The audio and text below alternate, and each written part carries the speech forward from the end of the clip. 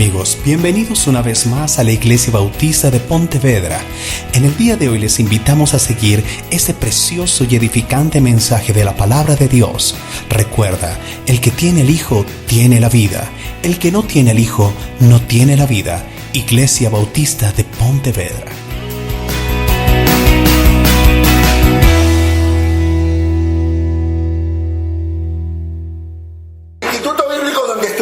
Era el número 400 en los himnarios. Y los chilenos siempre pedíamos el 400. ¿Por qué? Porque nos molestaban diciendo el vino. Por el vino. Entonces decían, ese es el himno de los chilenos, el 400. Y cantábamos los chilenos, Él vino a mi corazón. ¿Puede usted esta mañana decir, Él vino a mi corazón? Amén. ¿Puede usted decir, soy feliz con la vida que Cristo me dio? Amén. ¿Sí? ¿Es así? Cristo dijo, yo he venido para que tengan vida. Esa vida abundante es la que Jesucristo promete. Así que tendremos 2 meses de solo himnos. Si usted tiene un himno favorito, acérquese al señor Ernesto Pleites y dígale, este es mi himno favorito. Y por solo 50,000 pesitos, perdón. Y solo se acerca. Usted sabe que a veces el pastor, toma decisiones así. Lo llamé a Pleites y le dije, a Ernesto Pleites le dije, vamos a tener un mes de solo himnos. Y se acabó. Me dijo, bueno, pastor, si usted lo dice, ¿y por qué no 2 meses? Bueno, 2 meses. Entonces al final terminó ganando él. Entonces, ¿tiene himno favorito? Hay uno, santo, santo, santo. Dios omnipotente. Hay un hermano que ya lo pidió, ya está en la lista. Entonces, acérquese a Ernesto y dígale, este himno me gustaba, me encantaba cantarlo. Y en la iglesia lo cantaremos porque queremos tener 3 meses de solo himnos. No es que las otras canciones no sean lindas. Toda la música que es para la gloria de Dios se hizo para la gloria de Dios. A veces hay personas que dicen, no me gusta ese himno o esa canción porque la compuso tal persona. ¿Usted ha cantado canciones que escribió un adúltero, un asesino, un criminal, un mentiroso? ¿Ha cantado? Yo sí he cantado. Los salmos que escribió David. ¿No fue un adúltero? ¿No fue un asesino? ¿No fue un mentiroso? Y escribió salmos y cantamos esos salmos. A veces nosotros hacemos 2 distinciones. Una, esa yo no la canto porque la escribió ese señor. Si la escribió para la gloria de Dios en el momento en su corazón y usted la canta para la gloria de Dios, esa canción es bienvenida. Y sobre todo si se la cantamos bíblicamente para la gloria de Dios. Y hay otras personas, no, esa canción no me gusta, o ese instrumento no me gusta. Satanizamos instrumentos, como si el instrumento fuera el problema. Todos los viernes en mi casa nos reunimos los que pertenecemos al grupo de alabanza. Yo pertenezco al grupo de alabanza porque sí o sí, toca. Y todos los viernes en mi casa se hace el ensayo. Y este viernes tuvimos un lindo tiempo de oración y un lindo tiempo devocional. Y buscamos, no lo busqué ahora, en Colosenses capítulo 3, leímos el versículo 16. La palabra de Cristo mora en abundancia en vosotros, enseñando y exhortándoos unos a otros en toda sabiduría, cantando con gracia en vuestros corazones al Señor con salmos, himnos, y dice finalmente con qué cosa, cánticos espirituales. ¿Quién va a hacer posible que la música que se cante sea espiritual? Nosotros en nuestro corazón. Yo le dije al grupo de alabanza ese viernes, le dije, no hay instrumentos satánicos, no hay instrumentos buenos ni instrumentos malos. Esto es un instrumento. No produce sonido si nadie lo toca. ¿Cómo va a salir música espiritual si el que lo está tocando es espiritual? Ama a Dios y tiene un corazón para la gloria de Dios. Entonces, no es que mañana vamos a traer miles de instrumentos. Todo instrumento fue creado para la gloria de Dios. Y aquellos que cantamos bien sabemos lo que eso significa. ¿Listo? Vamos a pasar 2 avisitos y comenzamos lo que la palabra de Dios quiere decirnos en esta mañana. Ayer tuvimos una linda reunión de siervos. Reunión de siervos 2016. Todos aquellos que quieren servir al Señor dentro de la iglesia. Si usted no vino, quizás no podía, no tuvo el tiempo, o dice, no, este año no. El servir al Señor es un privilegio, pero también es por amor al Señor. No es obligatorio. Y el que quiere estar, bienvenido será. La iglesia abre las puertas para que todo aquel que quiera servir dentro de la iglesia. Hay solamente 178 requisitos, pero son fáciles de cumplir, ¿no? Pero quieres servir al Señor, ya hasta el año 2017, si es que el Señor no ha venido antes, las puertas se cierran. Habrá casos, pero ayer hicimos una reunión, teníamos más de 80 personas acá que querían servir al Señor. Y todos distintos ministerios. Está el ministerio de alabanza, está el de escuela dominical donde están los niños, está el de cafetería, está el de mantenimiento, y así. Distintos ministerios, pero somos un solo equipo. Porque estamos sirviendo a un solo Señor. Y dijimos que en esta iglesia no buscamos títulos. Mientras afuera se pelean por títulos, aquí no se buscan títulos. Porque el único que tiene el título es Jesucristo. Él es la cabeza de la iglesia. Y de ahí para abajo, todos somos iguales delante del Señor. Que tenemos distintas responsabilidades es otra cosa. Pero bienvenidos a todos aquellos que quisieron servir al Señor durante el día. Y a los que no, gracias a Dios porque no vinieron. Venir y no cumplir después es mejor ser sincero en ese sentido. Pero ya estamos animados para este año, para lo que Dios va a hacer en nuestra iglesia. Y segundo, no se olvide que a las 10 tenemos nuestra reunión anual de miembros. La hacemos una sola vez en el año. Cada miembro debe estar presente. ¿Por qué debe estar presente? Porque tiene que saber y participar en su iglesia, por algo es miembro. ¿Cuál es la diferencia entre los miembros de la iglesia y los asistentes? El compromiso y la seriedad que hay con las cosas del Señor. En la reunión de miembros habrá un informe de plata, de ofrendas. ¿Sabe usted cuánto se juntó el año pasado en plata, en ofrendas? Ni se imagina. ¿Sabe usted en qué se administró? ¿Sabes en qué se usó? Todo eso va a ser explicado acá y va a haber un libro contable, de contabilidad puesto aquí sobre la mesa, hecho por una contadora externa a la iglesia, no asiste a esta iglesia. Cada peso que se gastó, cada peso que se usó, estará ahí en el libro de contabilidad porque es dinero del Señor. Y esta es una iglesia seria en donde respetamos los acuerdos que tomamos en base a lo que es la palabra de Dios. No, pero yo confío en usted. Maldito el hombre que confía en el hombre. Algunos vienen, dicen, pastor, yo confío en usted, no se preocupe. No confíe. Solo tiene que poner sus ojos en Jesús y confiar en lo que la palabra de Dios dice. Por eso, en esta iglesia se quiere respetar eso. Y queremos que usted lo sepa, todo lo que ha hecho la iglesia durante el año pasado. Así que, si no se va a quedar, porque no puede por imprevisto, haga un poder. Haga un poder. Busque a alguien de confianza. Digo, yo, Juanito, Pepito, doy mi poder para votar en la reunión. Pero participe, porque para eso es miembro de la iglesia. Así que abra su Biblia en Marcos capítulo 13, por favor. Vamos a orar y vamos a comenzar en esta mañana. Marcos capítulo 13. Gracias, mi hermano querido. También en el día de ayer, en la reunión de siervos, una hermana de nuestra iglesia presentó un proyecto. Y es un proyecto personal y es un proyecto muy lindo, ¿ya? Y me voy a tomar un minutito para decir esto. Ella escribió una carta que yo tengo acá, no la voy a leer por tiempo, pero la voy a explicar. Es una hermana muy querida para nosotros, como todas las hermanas. Si no, después dice, pastor, usted la quiere a ella, a nosotros no. No, a todas. Sí, es nuestra hermana Ángela. Aquí está al lado mío. Gusto de verte, Ángela. Ella es no vidente, ¿ok? Supiera su testimonio, es hermosísimo. ¿Y por qué le digo gusto en verte? Porque ella se ha tomado tan bien esto y se ríe y me dice, pastor, tanto tiempo que no te veía. Ella lo hace así. Ella ha escrito una carta y ella tiene el siguiente detalle. Ella no puede movilizarse a la iglesia. Entonces no tiene ese problema. Aparte, su familia toda es inconversa. No quiere nada con las cosas de Dios y más encima le hacen la guerra.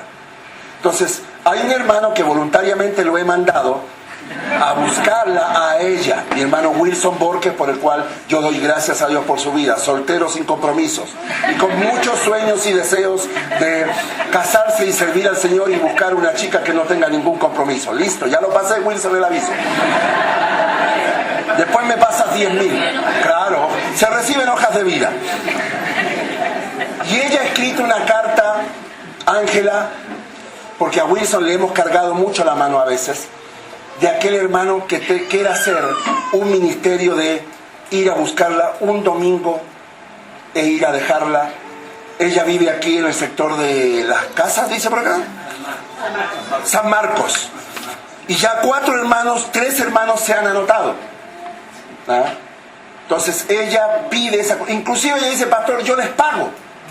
O sea, es tanto su deseo de venir a la iglesia. Entonces yo tengo acá una listita. Si usted quiere anotarse, si tiene su carrito, es un domingo al mes, un domingo cada cierto tiempo, para poder ir equilibrando y no le carguemos la mano a Wilson, que lo ha hecho de forma voluntaria. Aquí adelante voy a dejar yo la hojita. Si en el entretiempo usted se quiere anotar, hágalo. Y aquí también está la carta donde da todos los detalles que ella necesita hacer. Gracias, Ángela, Dios te bendiga. Es una bendición tenerte acá con nosotros. Y es una bendición que nosotros podamos abrir la palabra de Dios en esta mañana. Comenzamos la semana pasada a meternos nuevamente en el Evangelio de Marcos.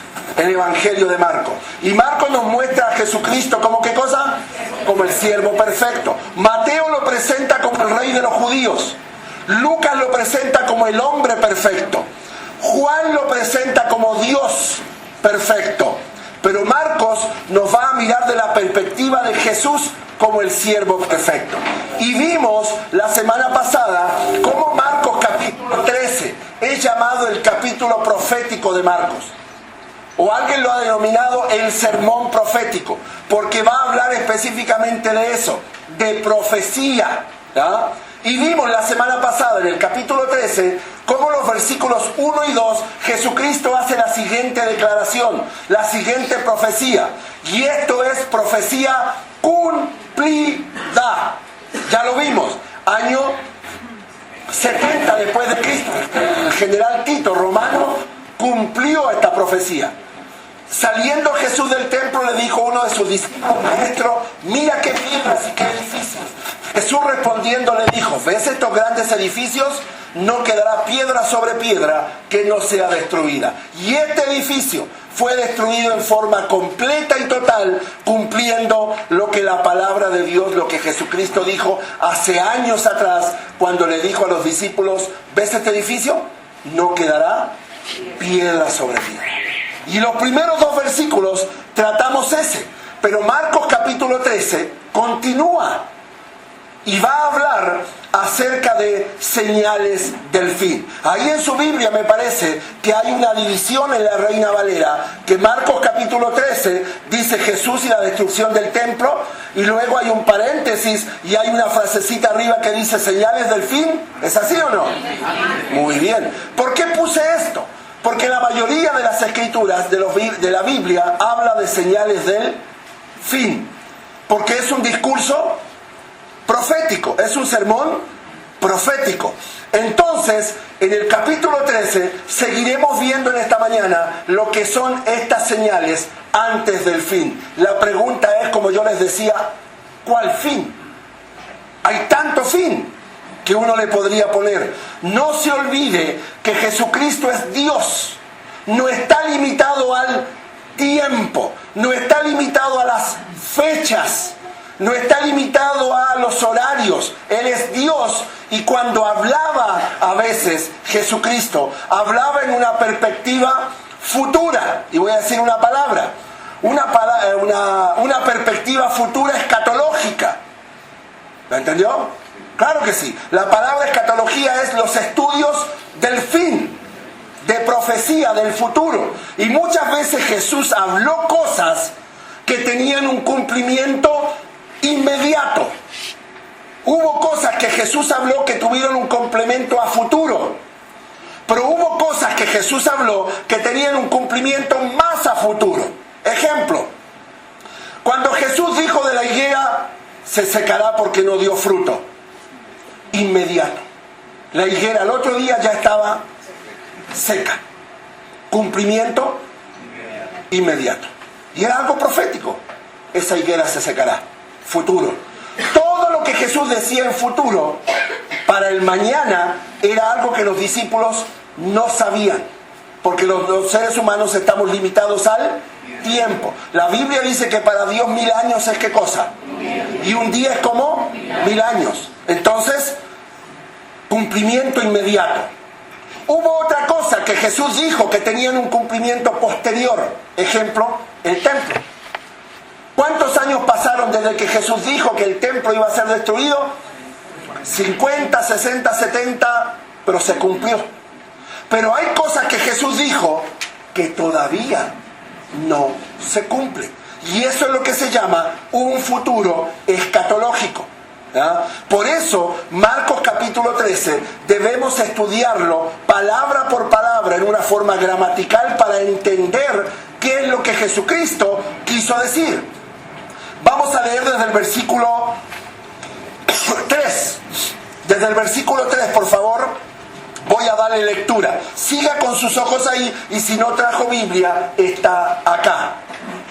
Y se sentó en el monte de los olivos, frente al templo. Y Pedro, Jacobo y Juan y Andrés le preguntaron aparte: dinos, ¿cuándo serán estas cosas?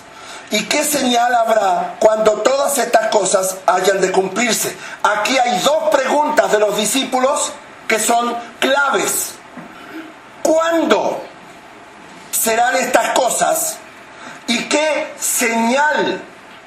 Aquí está hablando de una señal. ¿Qué es una señal? Un aviso, un acontecimiento, un suceso, dice. ¿Y qué señal habrá cuando todas estas cosas hayan de cumplirse?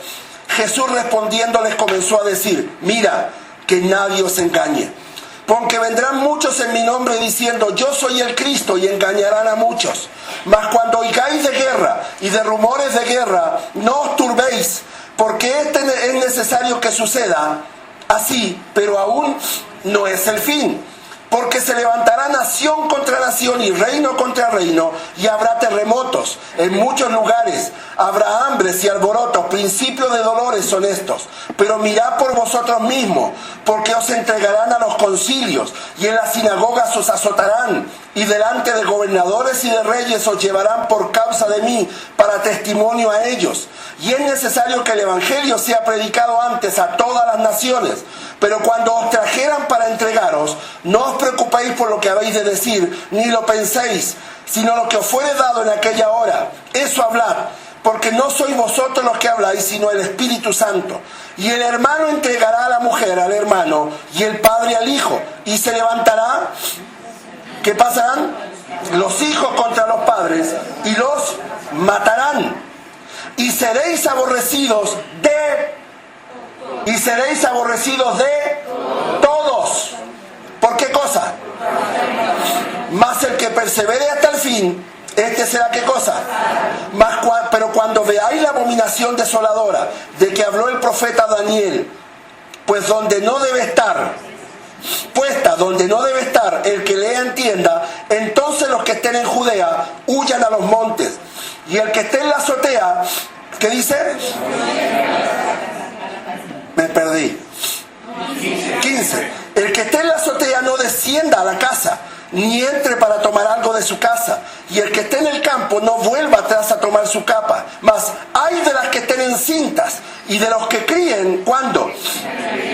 Orad pues que vuestra huida no sea ¿cuándo? En invierno. Porque en aquellos días serán ¿de qué cosa?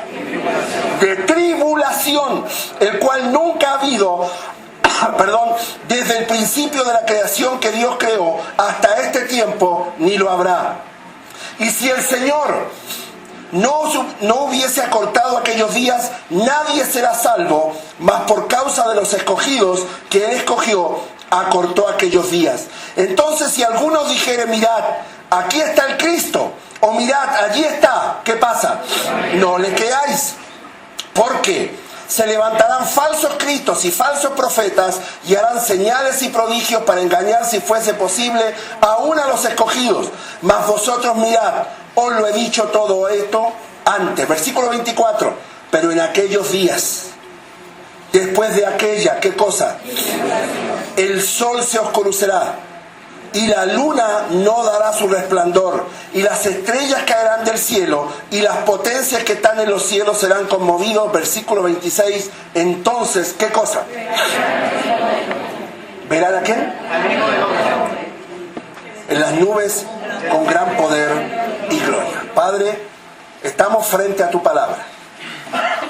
Le pedimos al Espíritu Santo que nos ilumine, aclare nuestra mente para poder comprender tu palabra. Gracias, Señor, por tu palabra, por cada hermano que está presente aquí. Bendice su vida. Y gracias por este tiempo. En el nombre de Jesús. Amén. La Escritura nos dice que es un sermón profético. Al ser un sermón, nosotros tenemos que vigilar todo el contexto. Todo lo que Jesús está queriendo decir en su totalidad. Al ser un sermón, no podemos cortarlo por pedazos y decir, esto sí, esto no, o esto no. O no podemos decir bíblicamente, por contexto y por sermón, no podemos decir, esto es para hoy, esto es para mañana y esto es para pasado mañana. ¿Por qué? Porque tenemos que respetar lo que es un sermón y tenemos que respetar lo que se llama un contexto, que significa que hay que estudiar desde el principio hasta el fin y cada palabra en su contexto, en su gramática, en su historia, para poder entender. Marcos capítulo 13, ya lo dijimos, y Mateo capítulo 24 son capítulos que han generado mucha discusión en las iglesias hoy en día. Hay muchas opiniones frente a este tipo de capítulos, porque son capítulos difíciles de la Escritura. Y puede que yo en esta mañana, al predicar sobre esto, usted diga, pero yo no estoy de acuerdo con eso porque pienso así. Perfecto. Usted tiene al Espíritu Santo, tiene su opinión frente a este tipo de cosas. Pero hay un detalle. No porque el pastor lo diga, es lo correcto, sino porque la Biblia lo dice y lo vamos a ver en una forma, como le digo, completa. Y aquí lo voy a empezar a explicar. El título de esta mañana es Dios tiene todo, ¿qué cosa? Dios tiene todo planeado. ¿Usted cree eso?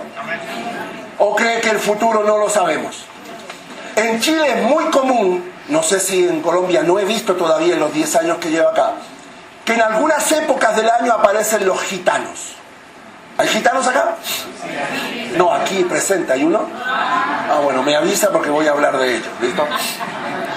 Y los gitanos salen en ciertas épocas del año a las plazas de las ciudades o a los lugares más concurridos, y sobre todo a las mujeres, ya con esos vestidos largos que tienen ellos, y ¿no? Se acercan a ti y dicen, oye chico, ven para acá. No, ese medio costeño. No, oye chico, ven para acá. Pásame tu mano que yo quiero decirte el futuro. Dame 5,000 y yo te doy el futuro. Leo las líneas de tu mano. ¿Ya? Y es muy común eso. Una en una oportunidad se me acercó y me dice, oye chico, dame tu mano. Ya, no, digo yo, no. Quiero decirte el futuro. Quiero decirte qué va a pasar contigo más adelante. Y yo dije, mira, yo no creo que tú sepas el futuro porque lo único que lo sabe es Dios. Le digo, a ver, dame tu mano.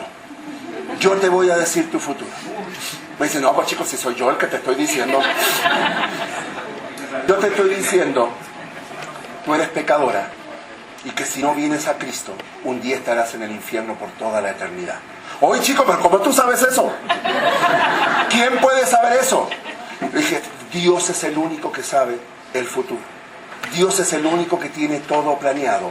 Y la Biblia, la palabra de Dios, es la autoridad para hablar acerca del futuro. Bueno, chicos, muchas gracias, no te digo nada. Yo dije, bueno, y dame mis 5,000 porque yo fui el que te dije a ti el futuro.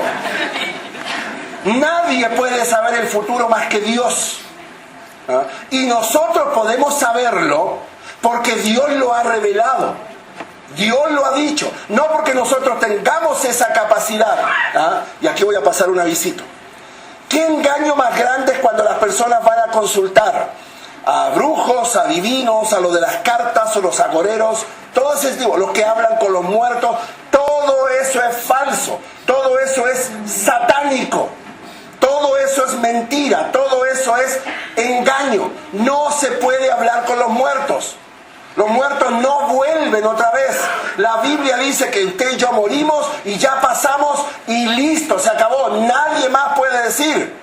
O el típico susto. Cuidado que van a venir en la noche a molestarte. Todo eso es satánico. No hay que muertos vienen o que cómo estás o que... Solo Dios sabe el futuro. Y solo su palabra lo dice. No crea en esos cuentos porque terminará muy mal porque el diablo está metido en ese tipo de situaciones. Y el diablo, como tampoco sabe el futuro, miente. El único que sabe el futuro es Dios. Y Jesucristo dijo aquí que Él tiene todo fríamente calculado. Todo está planeado en la perfecta voluntad de Dios para su vida. ¿Amén? Si alguien ha perdido un ser querido, alguien ha perdido un familiar, ya no hay nada que hacer. Ya pasó, ya cruzó, como se dice, la línea entre la vida y la muerte, y esa persona ya no tiene idea de lo que pasa acá. Por eso siempre se dice, aproveche a su ser querido mientras está vivo. A mí me da risa, los entierros, ay, si era tan bonito, era tan bueno, y usted se lo dijo, no, me arrepiento de no habérselo dicho, pero ahora se lo digo, ahora que ya no sabe nada, ahora que ya no entiende nada. No, no haga eso, dígalo ahora, ¿ok? Te amo, esposa mía. Listo, chao. ¿Dónde? Versículo 3. Vamos al texto, vamos a la escritura. Dese cuenta cómo a veces los discípulos le hacen preguntas a Jesús y Jesús no las responde. ¿Se ha dado cuenta de esas cosas? Que los discípulos le preguntan algo y Jesús responde otra cosa totalmente distinta. No es que Jesús estaba distraído o no es que no entendió. Simplemente que Jesús contesta de acuerdo a su perfecta voluntad y soberanía. Y dice el versículo 3, después de haber dicho semejante noticia, ¿cuál fue la noticia? Que el templo sería destruido. Después de semejante noticia, dice la Biblia, dice el Evangelio de Marcos, que Él se sentó en el monte de los olivos frente al templo. Imagínense a los discípulos. Oye, eso se va a destruir. ¡Wow! ¡Qué notición! Y aquí está este cuarteto. Pedro, Jacobo, Juan y Andrés le preguntaron aparte. ¿Ah? Ahora, esa era más o menos... este es Israel de hoy, ¿ok? Simplemente le muestro que más o menos esta era la panorámica, Monte de los Olivos, mirando hacia el templo, ubicado en este sector aproximadamente. Jesús está sentado aquí y estos 4 señores lo toman aparte, que son Pedro, Jacobo, Juan. Tomarle aparte significa lo sacaron del grupo. Le dijeron, ven. ¿No le ha pasado a usted? Mira, ven, necesito hablar contigo, algo así. Los sacan. Estos 4 discípulos los sacan de este sector a Jesús aparte y le hacen la siguiente pregunta. Le preguntaron aparte. ¿Cuál es la pregunta? La pregunta es una doble pregunta. Dinos, ¿cuándo serán estas cosas? ¿Qué cosas? Por lógica y por contexto, sobre todo por contexto bíblico, sacamos de que ellos lo primero que preguntan es acerca de esto. ¿Cuándo serán estas cosas? ¿Cuándo? Ellos están pidiendo fechas. Ellos están pidiendo específicamente ¿qué cosa? Fecha. Quiero una fecha. Como la novia le dice al novio, bueno, nos vamos a casar, dime una fecha. Quiero fecha ya. Y ahora en la notaría. Entonces ellos, la primera pregunta, le dicen, dinos, ¿cuándo serán estas cosas? Está hablando específicamente del templo. Segunda, ¿iré alguna indirecta para alguien por ahí? ¿Y qué señal habrá cuando todas estas cosas hayan de cumplirse? Acá arriba dice, ¿cuándo serán estas cosas? Y aquí agrega esta frase en plural. Todas estas cosas. ¿Listo? ¿A qué se referirá? ¿Con qué señal habrá cuando todas estas cosas hayan de cumplirse? La mayoría de los estudiosos bíblicos, y lo que vamos a ver ahora, concuerdan de que los discípulos están preguntando acerca de todo lo que tiene que ver con el futuro, con el tema del futuro. ¿Ah? Hechos 1:6, los discípulos siempre querían saber del futuro. Mire, Hechos capítulo 1. Jesús está a punto de irse. Ya se está despidiendo. Entonces los que se habían reunido le preguntaron diciendo: Señor, ¿restaurarás el reino a Israel en este tiempo? Esa es una pregunta netamente judía. Reino. Ahora, ¿qué les dice Jesús a esta respuesta? Versículo 7. No les toca a ustedes saber cuándo serán estas cosas. O sea, no se metan en el plan profético y en el plan de Dios perfecto. Pero nosotros, como nos gusta saber el futuro, quisiéramos saber qué pasará, aunque Dios tiene todo fríamente planeado. A veces los discípulos hicieron preguntas acerca del futuro. Mateo 24:3, que es el mismo sermón, pero ahora escrito por Mateo. Y estando sentado en el Monte de los Olivos, tenemos la misma ubicación. Los discípulos, él no da nombres, se le acercaron aparte diciendo: dinos, ¿cuándo serán estas cosas? ¿Qué cosas? El templo. Ahora Mateo agrega: ¿y qué señal habrá de tú? ¿Qué cosa? ¿Y qué cosa? No es que haya un error en la escritura. Simplemente son las mismas preguntas. ¿Y qué señal habrá cuando todas estas cosas hayan de cumplirse? ¿Qué cosas? Tu vuelta, tu venida, ¿ya? El futuro, ¿qué va a pasar? Entonces los discípulos comienzan a preguntar acerca de cuándo será lo del templo, qué señal habrá de tu venida y del fin del siglo. Ellos querían saber escatología, futuro, cómo van a ser las cosas, cuándo van a ser las cosas, y es lo que a todos nosotros nos interesaría saber. ¿Les gustaría saber cuándo Jesús viene otra vez por su iglesia? ¿El día y la hora? ¿Les gustaría saberlo? Claro que sí, nos gustaría saber. ¿Y para qué? Para estar preparados. Ese día me levanto temprano, oro, leo mi Biblia y me comporto correctamente. Por eso Dios lo dejó sin fechas. ¿Ah? Ahora, la gran pregunta que se hacen todos: ¿este sermón profético de Marcos capítulo 13 es para hoy? ¿Es para ahora? ¿O es para la tribulación y la gran tribulación? Esa es la gran pregunta, y hay tantas posiciones bíblicas en cuanto a: ¿es para hoy? ¿Hoy estamos viviendo esto? ¿Hoy es lo que se está dando esto? De lo que leímos de Marcos capítulo 13, o Jesús está hablando en una forma escatológica. Le vuelvo a decir, Jesús no está limitado a tiempo. Él contesta, leemos Marcos capítulo 13, Él contesta la pregunta de los discípulos: ¿cuándo serán estas cosas? Específicamente del templo. ¿Lo contesta? No lo contesta. No dice ni fecha ni hora, porque si Jesús hubiera contestado, hubiera dicho: será en el año 90 y por general Tito destruirá todo. Ahí estaría respondiendo esa pregunta específicamente. Pero Jesús a veces contesta en una forma profética y está mirando mucho más allá, está mirando hacia el futuro. Entonces la gran pregunta que se hacen ahora es para este tiempo Marcos capítulo 13 o Mateo 24? ¿Estamos viviendo eso? ¿Jesús estaba apuntando hasta esta era de la iglesia? One question, para los que saben inglés. ¿En esos momentos había iglesia? No, no había iglesia. ¿Los discípulos sabían iglesia? No sabían. Jesús en Mateo 16, 18 dijo: edificaré mi iglesia. Era la primera vez que alguien mencionaba algo acerca de la iglesia, y el único que la podía mencionar era Jesucristo, porque Él es el dueño, amo y Señor de la iglesia.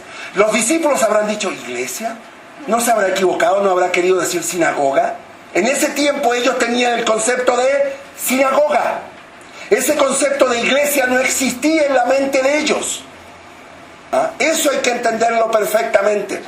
¿Por qué? ¿Cuándo comenzó la iglesia? En Hechos capítulo 2. ¿Por qué Hechos capítulo 2 comienza la iglesia? Porque desciende el Espíritu Santo y comienza a habitar, morar en el corazón de todas aquellas personas que ponen su confianza en Jesucristo. Ahí comenzó la iglesia. Antes, no se olvide que Pablo le llama un misterio. La iglesia es un misterio para ese tiempo, para esas personas. Y cuando habla de misterio, no habla de algo de tenebroso. Habla de que es algo oculto. No se olvide que Jesús reveló cosas, tiró cosas futuras. Vamos a poner un ejemplo. En Juan 4:23, Jesús revela: Dios es espíritu. Todos los que quieran adorarlo tienen que hacerlo en espíritu y en verdad. Ahí Jesús está tirando una revelación. Algo que nadie hasta el momento, en espíritu y en verdad. Y lo de la iglesia también es un pincelazo. Ahora nosotros lo entendemos. Ahora nosotros sabemos, porque lo tenemos en la Escritura y porque estamos viviendo lo que se llama la época de la iglesia.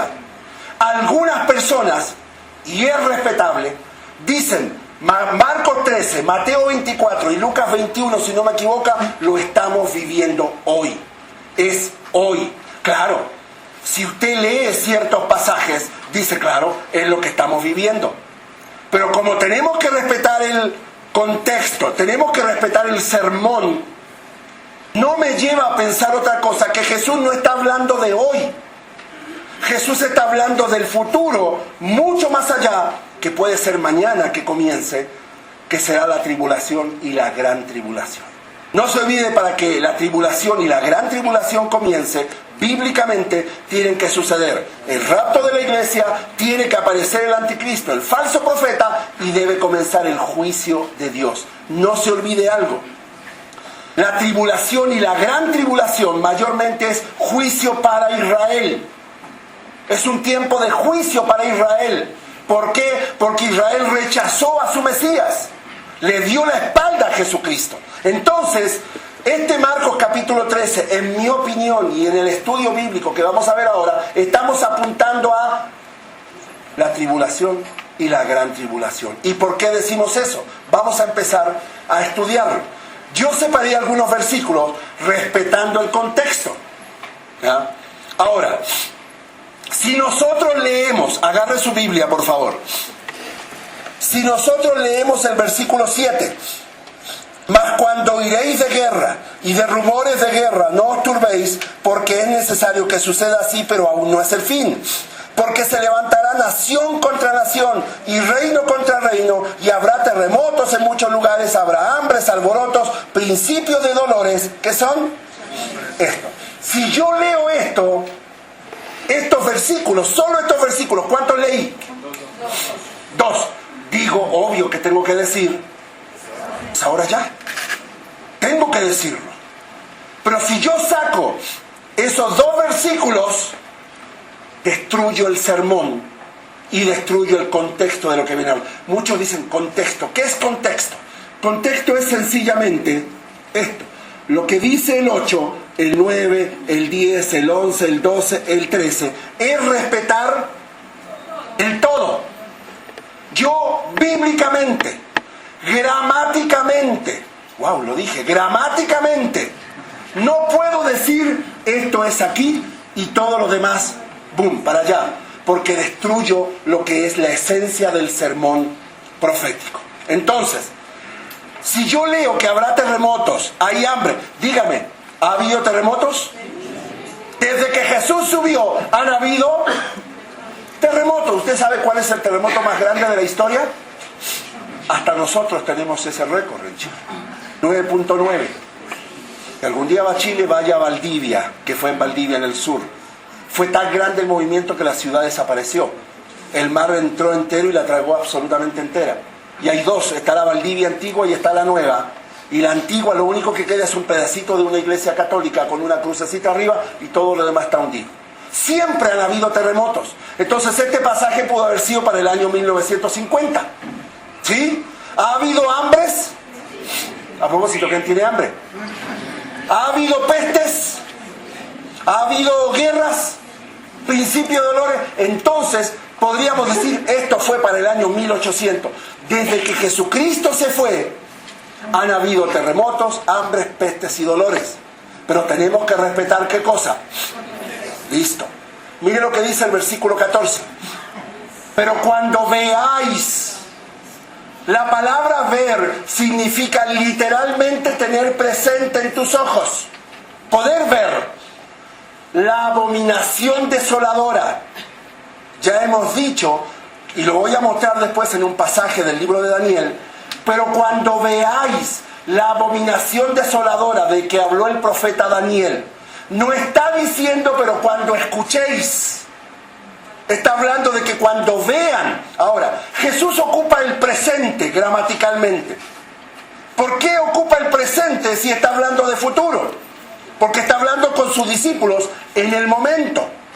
Y está hablando en lo que se llama un presente escatológico, que dicen los estudiosos bíblicos, de que habla en presente, pero se está refiriendo a un futuro escatológico. La abominación desoladora de que habló el profeta Daniel, puesta donde no debe estar. Este es un pasaje clave, es el 14. El 7 me dice que habrá guerras, rumores de guerras. Y el 14 me dice que el anticristo, porque la abominación desoladora, ¿quién es? El anticristo, estará presente. Si yo digo el 7 para ahora y el 14 para la tribulación, estoy destruyendo el contexto y estoy destruyendo el sermón como tal. ¿Quién es la abominación desoladora? El anticristo. ¿Dónde estará puesto? En la mitad de la tribulación, en los primeros 3 años y medio, el anticristo se sentará en el templo y hará que los judíos lo adoren. ¿Tenemos hoy templo? ¿Tenemos el anticristo ya manifestado? Puede que el anticristo ya esté hoy presente. Capaz que chileno o colombiano, no sé. La mayoría dice que es europeo, que de Roma va a salir.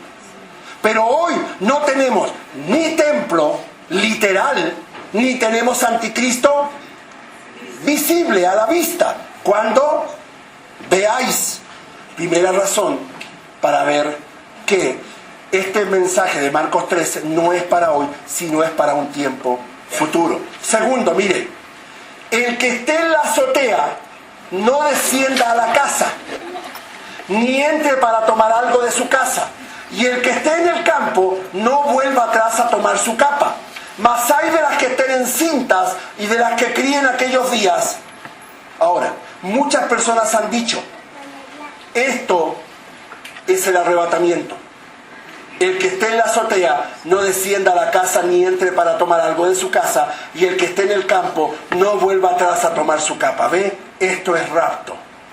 Esto es arrebatamiento de la iglesia. ¿Puede ser posible esto? Absolutamente no. ¿Por qué no puede ser rapto ni arrebatamiento? Porque el arrebatamiento, la Biblia dice que será en un... Usted y yo no nos daremos ni cuenta cuando empecemos a elevarnos en el aire para ir con el Señor. Usted no va a poder decir, espérate, que se me quedó la capa en el... Voy, vengo. No, el rapto es así. Es inminente. Es en cualquier... Como dijo Maduro, milicentésima de segundo. Perdón, hay que orar por las autoridades. No puede ser rapto porque no depende, escúcheme bien, no depende de usted si nos vamos o no. Es que Jesús lo viene a buscar y se lo lleva si usted invitó a Cristo en su corazón como su Salvador. ¿Estamos de acuerdo? ¿Y por qué dice el que esté en la azotea no descienda a la casa ni entre para tomar algo de su casa, y el que esté en el campo no vuelva atrás a tomar su capa? Hay que unirlo al 17. Más hay de las que estén encintas. Bueno, ¿qué tiene que ver? Si esto es el rapto, ¿qué tiene que ver que la mujer esté embarazada? No tiene nada que ver, porque se va a ir igual. Y de las que críen en aquellos días. Orad, pues, que vuestra, ¿qué cosa? Hay que respetar ¿El rapto es huir? No. No sea Señor, ojalá que no vengas por nosotros en invierno. ¿Tiene algo que ver? No. ¿Y de qué está hablando esto? De la gran persecución que habrá durante la tribulación y la gran tribulación. Después lo vamos a explicar más profundamente. Mire lo que dice 2 Tesalonicenses 3:5. Ya termino. Nadie os engañe en ninguna manera, porque no vendrá sin que antes venga la apostasía y se manifieste el hombre de pecado. ¿Quién es el hombre de pecado? El anticristo, el hijo de perdición, el cual se opone y se levanta contra todo lo que se llama Dios o es objeto de culto, tanto que se sienta ¿dónde? Pero cuando veáis la abominación desoladora de que habló el profeta Daniel, puesta donde no debe estar. ¿Dónde no debe estar? En el templo de Dios. Y esto está hablando de futuro. Mañana es futuro. Dentro de 10 minutos es futuro, porque no lo sabemos. Mire ahora lo que dice Daniel 9:27. Y por otra semana confirmará el pacto con muchos. A la mitad de la semana hará cesar el sacrificio y la ofrenda. Después, con la muchedumbre de las abominaciones, vendrá ¿quién? ¿Quién es el desolador? El anticristo, la abominación desoladora. Hasta que venga la consumación y lo que está determinado se derrame sobre ¿quién? Está hablando de una persona, el desolador. Y esa persona es el anticristo. ¿Se da cuenta que cuando la Biblia habla por sí sola, une las cosas? Antiguo Testamento, Daniel 9.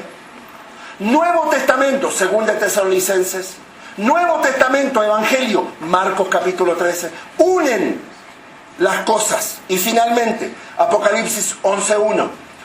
Dice Juan, entonces me fue dada una caña semejante a una vara de medir y me dijo, levántate. ¿Qué cosa? Perdón, ¿hoy hay templo? No hay templo. Esto es Apocalipsis, está hablando de un futuro. ¿Qué le dice a Juan? Mide el templo de Dios. ¿Qué cosa? Durante la tribulación los judíos adorarán en el templo. Claro que sí. ¿Por qué no lo hace el judío hoy? Porque no tiene templo. Por eso no adora en ese sentido. Estamos hablando de un futuro escatológico que puede ser mañana. ¿Por qué? Porque el reloj de Dios no funciona a nuestro reloj. Jesús viene ahora por su iglesia. Ahora ya, nos vamos. Todo aquel que haya puesto su confianza en Jesús se va. Si viene Jesús ahora, nos vamos ya. Quizás mañana mismo el anticristo aparece. Cuando digo aparece, no es que nace, es que se muestra como es. ¿Por qué? Porque el rapto de la iglesia deja un caos total en la tierra. Absoluto. Se levanta el anticristo, el falso profeta, y comienza lo que es la tribulación. La tribulación puede comenzar mañana, puede comenzar en una semana. Todo depende de cuando Jesús venga por su. Entonces, seguimos el próximo domingo. No se olvide que a las 10 tenemos nuestra reunión de miembros. Señor, gracias por tu palabra. Gracias por hablar a nuestra vida y a nuestro corazón, porque todo planeado, todo bajo control.